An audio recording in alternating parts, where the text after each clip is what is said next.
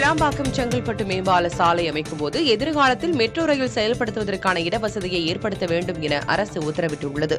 Kilambakkam Mahindra city வரை 3500 கோடி ரூபாய் மதிப்பீட்டில் மேம்பால சாலை அமைக்க நெடுஞ்சாலைத்துறை திட்டமிட்டுள்ளது. இந்நிலையில் விமான நிலையம் கிளாம்பாக்கம் இடையே மெட்ரோ ரயில் சேவை திட்டமிடப்பட்டுள்ளது. எதிர்காலத்தில் இந்த திட்டம் செங்கல்பட்டு வரை நீட்டிக்க வாய்ப்பிருக்கிறது.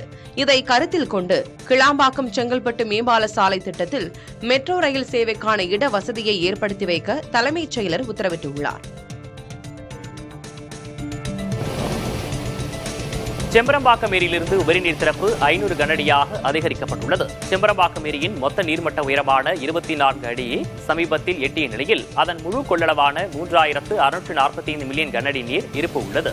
தொடர்ந்து ஏரிக்கு நீர்வரத்து வந்ததன் காரணமாக ஏரியிலிருந்து 250 கனஅடி உபரிநீர் திறந்துவிடப்பட்டு வந்த நிலையில் நேற்று காலை பெய்த மழையால் உபரிநீர் திறப்பு 500 கனஅடியாக அதிகரிக்கப்பட்டுள்ளது. சென்னையை அடுத்த மணலி ஏரியில் 6 கோடியே 70 லட்சம் ரூபாய் மதிப்பீட்டில் மேற்கொள்ளப்பட்ட புனரமைப்பு பணிகளின் காரணமாக சமீபத்திய மழையில் ஏரி நிரம்பி ரம்மியமாக காட்சியளிக்கிறது. மணலி ஏரி 29 ஏக்கர் பரப்பளவில் 1.20 மீட்டர் ஆழத்துடன் 4 லட்சம் கனஅடி நீர்த்தேக்கமுடையதாக இருந்தது. இந்நிலையில் புனரமைப்பு மற்றும் மேம்பாட்டு பணிகள் மேற்கொள்ளப்பட்டு 4 மீட்டர் ஆழத்துடன் 12 லட்சம் கனஅடி நீர்த்தேக்கமுடையதாக கட்டமைக்கப்பட்டுள்ளது.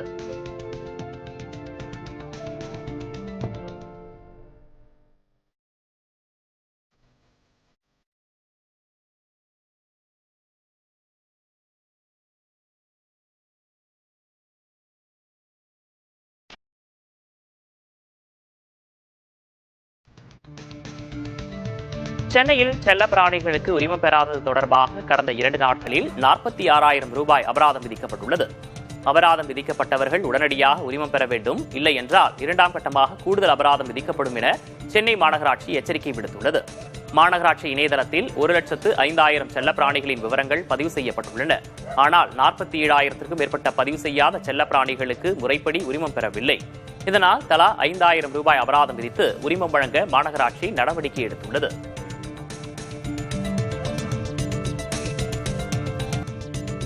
முட்டைகளில் புற்றுநோய்க்கான காரணிகள் இருப்பதாக வெளியான தகவலை அடுத்து தமிழகம் முழுவதும் உணவு பாதுகாப்புத்துறை அதிகாரிகள் ஆய்வு நடத்தி வருகின்றனர்.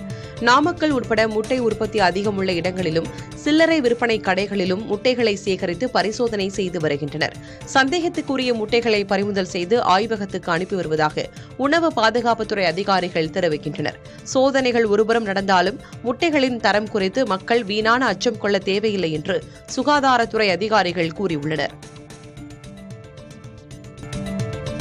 குஜராத்தில் மகாத்மா காந்தி தேசிய ஊரக வேலைவாய்ப்பு உறுதி திட்டத்தின் கீழ் வேலையில் சேர்பவர்கள் எண்ணிக்கை குறைந்து வருவது பற்றிய கவலைக்குரிய தகவல்கள் வெளியாகியுள்ளன. 2020-21 நிதியாண்டில் 19,31,000 பணியாளர்கள் வேலை பெற்ற நிலையில் இது 2025-26 நிதியாண்டில் வெறும் 9,00,000 என்று பாதியாக குறைந்துள்ளது. 2022-23 5.59 லட்சம் வேலை அட்டைகள் நீக்கப்பட்டன. 2023-24 வேலை அட்டைகள் நீக்கம் 9.75 லட்சமாக அதிகரித்தது. இது பெரும் இழப்பை குறிக்கிறது. வேலை அட்டைகளை தொடர்ந்து நீக்குவதுதான் இந்த குறைவுக்கு காரணம். மேலும் குஜராத் அரசு 61 கோடி ரூபாய் ஊதிய நிலுவையும் 21.54 கோடி ரூபாய் பொருள் செலவு நிலுவையும் வைத்துள்ளது. ஊதிய நிலுவைகள் தொழிலாளர்கள் மகாத்மா காந்தி தேசிய ஊரக வேலைவாய்ப்பு உறுதி திட்டத்தின் கீழ் வேலையில் சேருவதை தடுக்கின்றன என்று கூறப்படுகிறது. இந்நிலையில் இந்த திட்டத்தின் பெயரை மாற்றுவதற்கும் இந்த திட்டத்துக்கான நிதியின் ஒரு பகுதியை மாநில அரசு ஏற்க வேண்டும் என்பதற்கும் மத்திய அரசு மசோதா கொண்டு வந்திருப்பது குறிப்பிடத்தக்கது. தமிழகத்தில் போக்குவரத்து விதிமீறல்களுக்காக விதிக்கப்பட்ட அபராத தொகையில் 71 விழுக்காடு இன்னும் வசூலாகாமல் இருப்பது தெரியவந்துள்ளது. குறிப்பாக சென்னையில் மட்டும் பல கோடி ரூபாய் அபராத தொகை நிலுவையில் உள்ளது.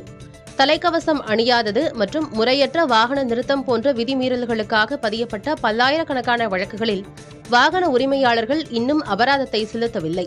இதனைத் தொடர்ந்து அபராத தொகையை விரைவாக வசூலிக்க தானியங்கி முறையிலான குறுஞ்செய்தி அறிவிப்புகள் மற்றும் சிறப்பு முகாம்களை நடத்த தமிழக காவல்துறை திட்டமிட்டுள்ளது. முறையற்ற கிரீமி லேயர் கணக்கீட்டால் இடஒதுக்கீட்டை பெற முயல்வோர் கடுமையாக பாதிக்கப்படுவதாக திமுகவைச் சேர்ந்த நாடாளுமன்ற உறுப்பினர் வில்சன் குற்றம் சாட்டினார். இது தொடர்பாக மாநிலங்களவையில் பேசிய அவர் 2017ஆம் ஆண்டு தங்கம் 1 கிராம் 3000 ரூபாயாக இருந்தபோது ஓபிசி கிரீமி லேயர் தீர்மானிப்பதற்கான வருமான வரம்பு 8 லட்சம் என நிர்ணயிக்கப்பட்டதை நினைவு கூர்ந்தார். இப்போது தங்கம் விலை 400 விழுக்காடு உயர்ந்துவிட்டதாக அவர் சுட்டிக்காட்டினார். ஆனால் கிரீமி லேயருக்கான வருமான வரம்போ அப்படியே இருப்பதால் கல்வி நிறுவனங்களில் இடஒதுக்கீட்டை பெற முயலும் தகுதி வாய்ந்தோருக்கு கடும் சிரமம் ஏற்படுவதாகவும் வில்சன் குறிப்பிட்டார்.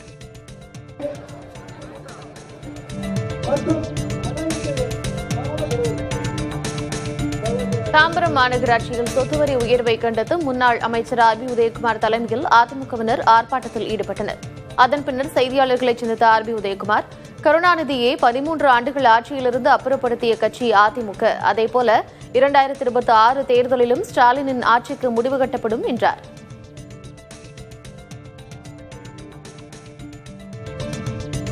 அண்ணா திராவிட முன்னேற்ற கழகம் என்பது அவங்க தாத்தா கருணாநிதி அவர்களையே 13 ஆண்டுகள் வனவாசம் அனுப்பியது. புரட்சித் தலைவர் இதய தீப அம்மா அவர்கள் வனவாசம் அனுப்பினார்கள். இப்போது புரட்சித் தமிழர் எடப்பாடியாரும் 2026 திமுகவுக்கு வனவாசத்தை இந்த தாய் தமிழ்நாட்டு மக்களின் ஆதரவோடு, இருபெரும் தெய்வங்களின் ஆசியோடு, கழக தொண்டர்களின் உழைப்போடு திமுகவுக்கு பரிசாக வனவாசத்தை வழங்க இருக்கின்றார்கள்.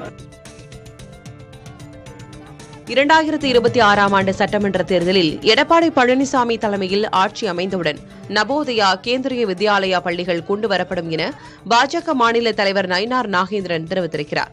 ராணிப்பேட்டை மாவட்டம் முத்துக்கடை பேருந்து நிலையம் அருகே தமிழகம் தலைநிமிர தமிழனின் பயணம் என்ற தலைப்பில் பிரச்சார பொதுக்கூட்டம் நடைபெற்றது. இதில் கலந்து கொண்டு சிறப்புரையாற்றிய நயினார் நாகேந்திரன், தமிழகத்தில் நவோதயா கேந்திரிய வித்யாலயா பள்ளிகள் வந்தால் ஏழைகளும் விவசாயிகளும் பயன்பெறுவார்கள் என்றார். ஈரோட்டில் நாளை தாவேகா பரப்புரை கூட்டம் நடைபெறவுள்ள இடத்தில் மாவட்ட காவல் கண்காணிப்பாளர் சுஜாதா நேரில் ஆய்வு மேற்கொண்டார். பெருந்துறை அடுத்த விஜயமங்கலம் டோல்கேட் அருகே நாளை நடைபெறும் தாவேகா பரப்புரை கூட்டத்தில் அக்கட்சியின் தலைவர் விஜய் பங்கேற்க உள்ளார். இதனையடுத்து கூட்ட நெரிசல் ஏற்படாத வகையில் ஏற்பாடுகள் செய்யப்பட்டுள்ளதா என்பது குறித்து காவல் கண்காணிப்பாளர் ஆய்வு செய்தார். முன்னதாக விஜய் பரப்புரையில் அந்தந்த பகுதியினருக்கு ஒதுக்கப்பட்ட இடத்தில் மட்டுமே பங்கேற்பாளர்கள் அனுமதிக்கப்படுவார்கள் என தாவேகா தலைமை அறிவுறுத்தியுள்ளது. தமிழக பாஜகவின் உயர்மட்ட குழு கூட்டம் இன்று சென்னையில் நடைபெற இருக்கிறது. கிண்டியில் உள்ள தனியார் நட்சத்திர விடுதியில் காலை 10:30 மணியளவில் நடைபெறவுள்ள கூட்டத்தில் பாஜக மாநில தலைவர் நயினார் நாகேந்திரன், முன்னாள் தலைவர் அண்ணாமலை, சுதாகர் ரெட்டி, அரவிந்த் மேனன் உள்ளிட்ட தலைவர்கள் கலந்து கொள்ள உள்ளனர். இந்த உயர்மட்ட குழு கூட்டத்தில் சட்டமன்ற தேர்தல் வியூகம், கூட்டணியில் புதிய கட்சிகளை இணைப்பது, தொகுதி பங்கீடு பேச்சுவார்த்தை உள்ளிட்டவை குறித்து விரிவாக ஆலோசிக்கப்பட இருக்கிறது. திருப்பரங்குன்றம் மலை உச்சியில் தீபம் ஏற்றுவது தொடர்பான மேல்முறையீட்டு மனுக்கள் உயர்நீதிமன்ற மதுரை கிளையில் விசாரிக்கப்பட்ட போது வழக்கறிஞர் அருணாச்சலம் இடையீட்டு மனு தாக்கல் செய்ய முயன்றார். விசாரணை இறுதிக்கட்டத்தை எட்டியதால் நீதிபதிகள் ஜி ஜெயச்சந்திரன் மற்றும் கே ராமகிருஷ்ணன் அனுமதி மறுத்தனர். ஆனால் நீதிபதிகளின் முடிவை ஏற்காமல் அவர் வாக்குவாதம் செய்ததால் உடனடியாக அவரை நீதிமன்றத்தை விட்டு வெளியேற்ற நீதிபதிகள் உத்தரவிட்டதுடன் அவர் மீது நடவடிக்கை எடுக்க பார் கவுன்சிலுக்கும் பரிந்துரைத்தனர்.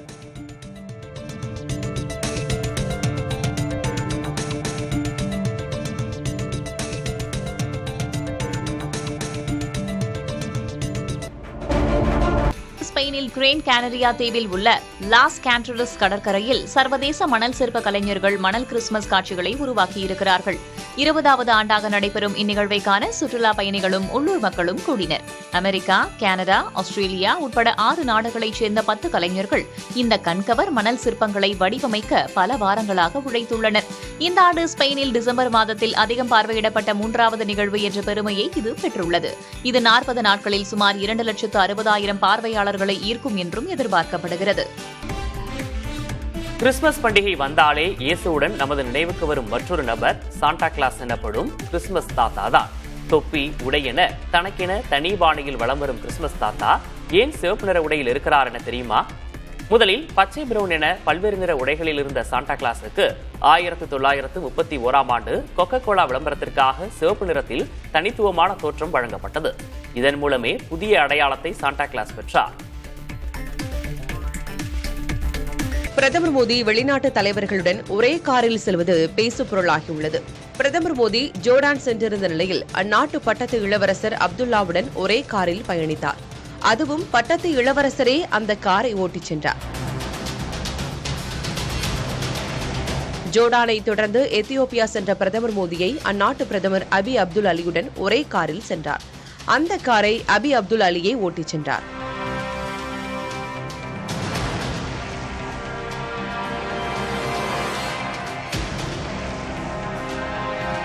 சில மாதங்களுக்கு முன் சீனா சென்றிருந்த பிரதமர் மோடி ரஷ்ய அதிபர் புட்டினுடன் ஒரே காரில் பயணித்தார்.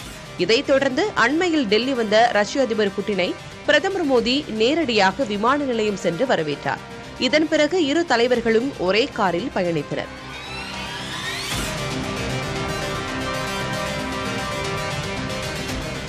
பொதுவாக உலக தலைவர்கள் ஒரே காரில் பயணிப்பது அரிதான நிகழ்வாகும். ஆனால் பிரதமர் மோடி பிற நாட்டு தலைவர்களோடு ஒரே காரில் பயணிப்பது தனிப்பட்ட நம்பிக்கையையும் உத்தி ரீதியான நெருக்கத்தையும் உலகத்திற்கு உணர்த்துவதாக அமைந்திருக்கிறது.